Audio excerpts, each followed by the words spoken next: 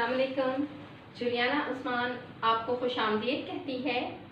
मैंने आपको जैसा कि कल बताया था कि कल हमने अफर्मेटिव सेंटेंसेस किए थे और आज मैं आपको नेगेटिव बताऊंगी इसके मुताबिक। अब मैं आपको पहले ही बता चुकी हूँ कि यहाँ पर जो है हमें सब्जेक्ट्स का ख्याल रखना पड़ता है कि किस सब्जेक्ट्स के साथ कौन सा फार्मूला यूज़ करना है। आगे आपको समझ में। अब आपको जहां पर भी आई, यू, वी, दे और मोर देन वन नेम्स हों तो आपको वहां पर डू नॉट लगाना है। Do you follow? अब इसके लिए we will use this formula subject, helping verb. I have already given you class that what are the helping verbs. और helping verb के लिए आपको मेरी वो वाली वीडियो दोबारा देखनी होगी अगर आप न्यूअर हैं। जैसे कि सब्जेक्ट हेल्पिंग वर्ब हम डू नॉट लगाएंगे और वर्ब की फर्स्ट फॉर्म लगाएंगे, फिर हम ऑब्जेक्ट लगाएंगे, फिर हम फुल स्टॉप लगाएंगे। हमें फुल स्टॉप का यहाँ पर ख्याल रखना है। अब सेंटेंसेस मैंने लिखे हुए हैं उर्दू में। आप मुझे नहीं देखते हैं। अब आपको सब्जेक्ट आप या फिर तुम, इसको हम यू कहते हैं। यू, फिर हमारा हेल्पिंग वर्ब क्या है? Do not. We will insert here do not. You do not. आप मुझे नहीं देखते हैं। You do not watch me. आया समझ में आपको? You do not watch me, फिर है फुल स्टॉप। वो अपने बड़ों का हुक्म नहीं मानते हैं। Look here, they do not. अब हुक्म मानने को कहते हैं ओबे। They do not obey. अब क्योंकि यहाँ पर दे है, we will insert here there and there is an indirect object about which I have already explained you. They do not obey their elders. Elders कहते हैं बड़े, जो हमारे बुजुर्ग हैं, जो हमसे एज में बड़े हैं, सीनियर्स हैं, तो हम उसे elders कहते हैं। They do not obey their elders. Subject they, फिर do not,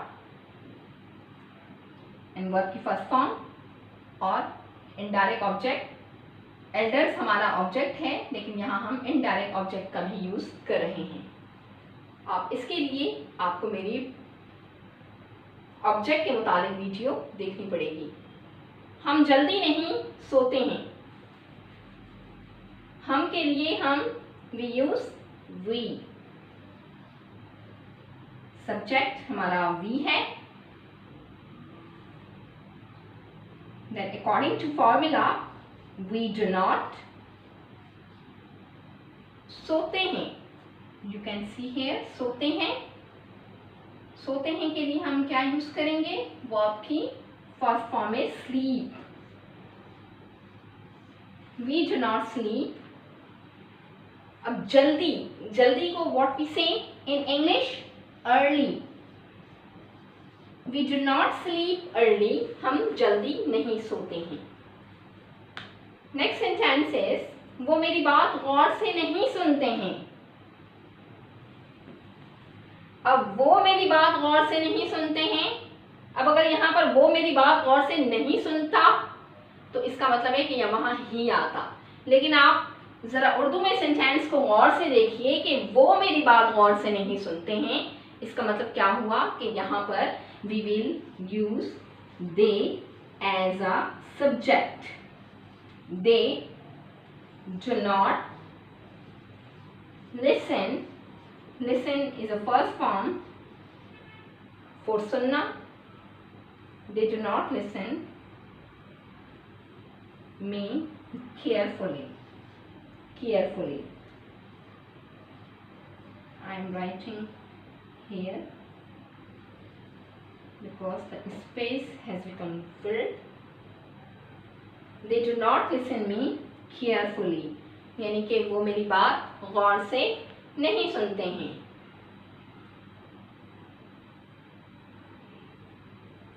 I hope so you understand this. Alia और अली मेहमानों की खातिर तवाज़ा नहीं करते. Alia and Ali are two subjects.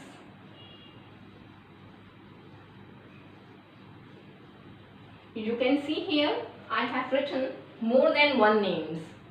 जब हम एक से ज़्यादा names इस्तेमाल करते हैं then Alia and Ali. Alia and Ali do not has been inserted according to formula. Alia and Ali do not entertain. खातिर तवाज़ा को क्या कहते हैं हम इंग्लिश में? entertain. अब देखें मैं यहाँ स्पेलिंग मिस्टेक्स तो मैं यहाँ नहीं कर रही, लेकिन the space is very short. entertain. Alia and Ali do not entertain. किसको नहीं अच्छा किसको करते हैं? गेस्ट को entertain नहीं करते हैं, गेस्ट की खातिर तवाज़ा नहीं करते हैं. Alia and Ali do not entertain guests. I hope so कि you understood this negative formula for these subjects. तो इस तरह मैंने आपको बताया कि नेगेटिव सेंटेंस हम कैसे बनाते हैं प्रेजेंट इंडेफिनिट में. Now I will explain about interrogative. Interrogative के अंदर we use this formula. Helping verb भी कौन सा? डू. देन सब्जेक्ट, फिर वर्ब की फर्स्ट फॉर्म, देन ऑब्जेक्ट और लास्ट में do not forget to insert question mark. This is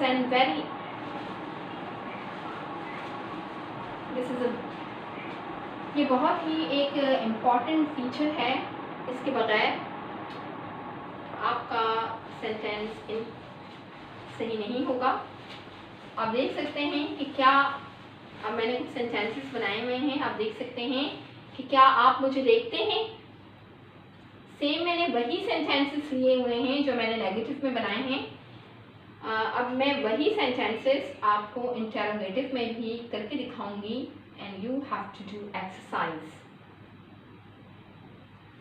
क्या आप मुझे देखते हैं? According to formula do will come first. I am writing here do. आप हमारा सब्जेक्ट हो गया. Do you.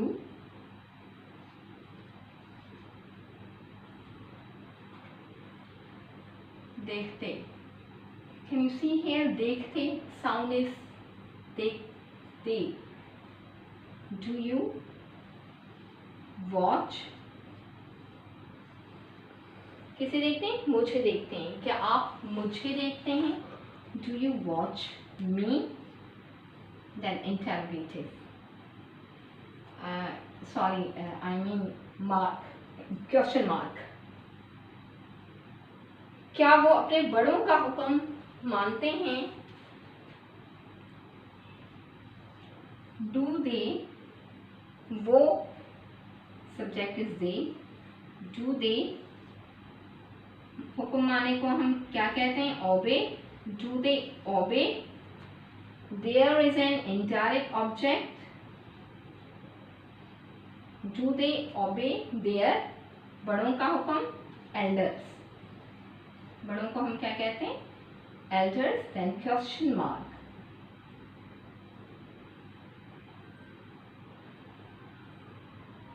Okay. Do they obey their elders? Now the third sentence is, क्या हम जल्दी सोते हैं? Again do. क्या हम जल्दी सोते हैं? Do we verb is sleep and early. Do we sleep early? Next sentence is, वो मेरी बात गौर से सुनते हैं। अब यहाँ चूंकि ये इंटरोगेटिव है तो होगा क्या वो मेरी बात गौर से सुनते हैं। Do, क्या वो मेरी बात, do they, and verb is listen.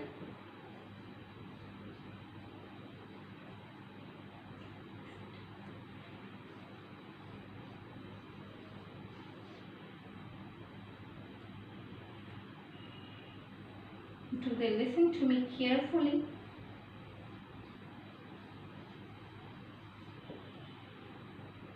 Next sentence is, क्या आलिया और अली मेहमानों की खातिर तवाज़ा करते हैं? This is a question. Again do, according to formula, subjects more than one names, Alia and Ali. To Alia and Ali entertain. Do not forget this word. Entertain is called for खातिरदारी और खातिर तवाज़ा। Entertain guests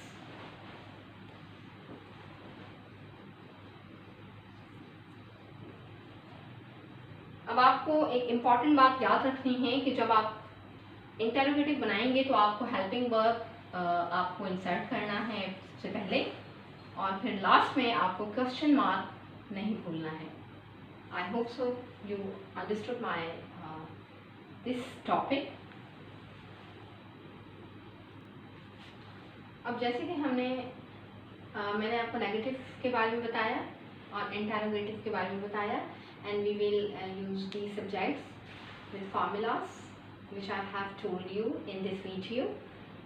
अब हम आपको बहुत कम लोग ये बताएंगे कि नेगेटिव और इंटरोगेटिव को मिलाकर भी एक सेंटेंस बनता है और वहाँ पर भी हम क्वेश्चन मार्क लगाते हैं। अब नेगेटिव और इंटरोगेटिव को जब मिलाकर हम कोई सेंटेंस कहते हैं तो इससे सेंस ये बनता है कि हम किसी भी बात की तायीद मांगते हैं, यानी कि हम पूछना चाहते हैं कि क्या ये बात सही है या ये बात गलत है। मिसाल के तौर पर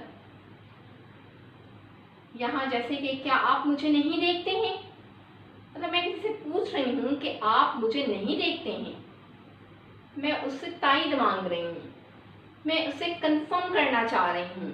सो this is subject to confirmation.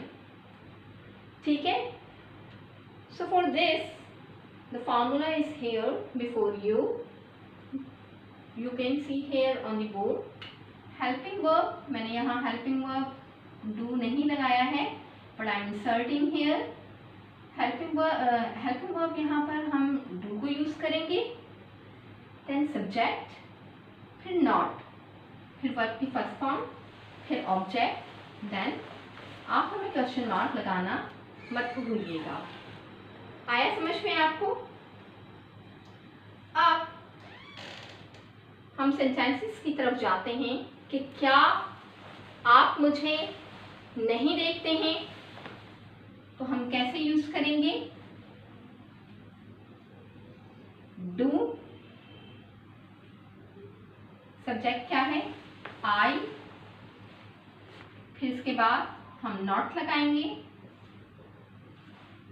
Sorry not I, कि आप मुझे नहीं देखते, डू यू, फिर हम यहाँ पर नॉट लगाएंगे, डू यू नॉट, फिर वॉच दिस फर्स्ट फॉर्म, फिर है me, then question mark, not full stop but question mark. अक्सर लोग जब इंग्लिश बोलते हैं तो वो इस सेंटेंस को इस तरह नहीं यूज़ करते हैं, बल्कि जैसे कि सही सेंटेंस ये है do you not watch me, लेकिन लोग क्या करते हैं do not you watch me, so this is an incorrect sentence. ठीक है, डोंट यू वॉच मी नहीं होता do you not watch me according to correct English. Look, second sentence ये है कि क्या वो अपने बड़ों का हुक्म नहीं मानते हैं। Again do as per formula, वो अपने बड़ों का हुक्म नहीं मानते हैं। They is subject here. As per formula not will be inserted here. Do they not, I have already told you, हुक्म माने को कहते हैं obey. Do they not obey their elders?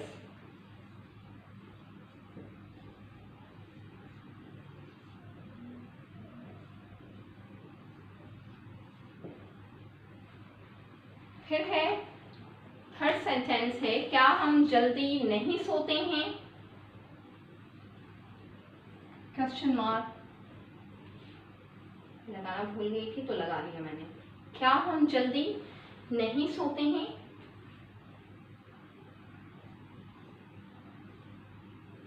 Do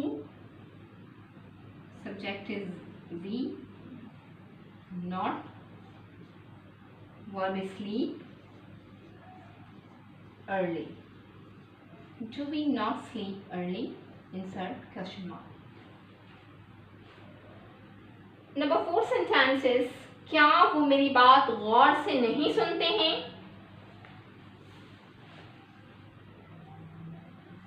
do they not listen me carefully. अच्छा, carefully, गौर से जब हम कोई चीज करते हैं तो केयरफुली यूज करते हैं। Do they not listen me carefully. Question mark again, क्या आलिया और अली मेहमानों की खातिर तवाज़ा नहीं करते हैं। डू आलिया एंड अली, अब देखिए नॉट लगा लिया। Do Alia and Ali, two subjects, not entertain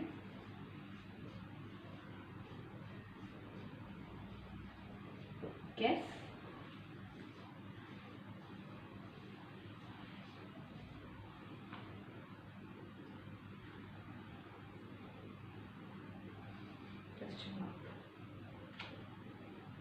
तो व्यूअर्स आप नोट कर सकते हैं कि अगर हम यहाँ पर डू यू नॉट वॉच मी की जगह अगर डोंट यू वॉच मी लगाते हैं तो ये इनकरेक्ट सेंटेंस हो जाता। सिमिलरली अगर हम यहाँ डोंट दे ओबे देयर एल्डर्स अगर लगाते so this is an incorrect sentence. The correct sentence is do they not obey their elders. Similarly do we not sleep early, क्या हम जल्दी नहीं सोते हैं। अगर यहाँ पर आप करते हैं डोंट बी स्लीप अर्ली तो गलत हो जाएगा। क्या वो मेरी बात गौर से नहीं सुनते हैं। Do they not listen me carefully.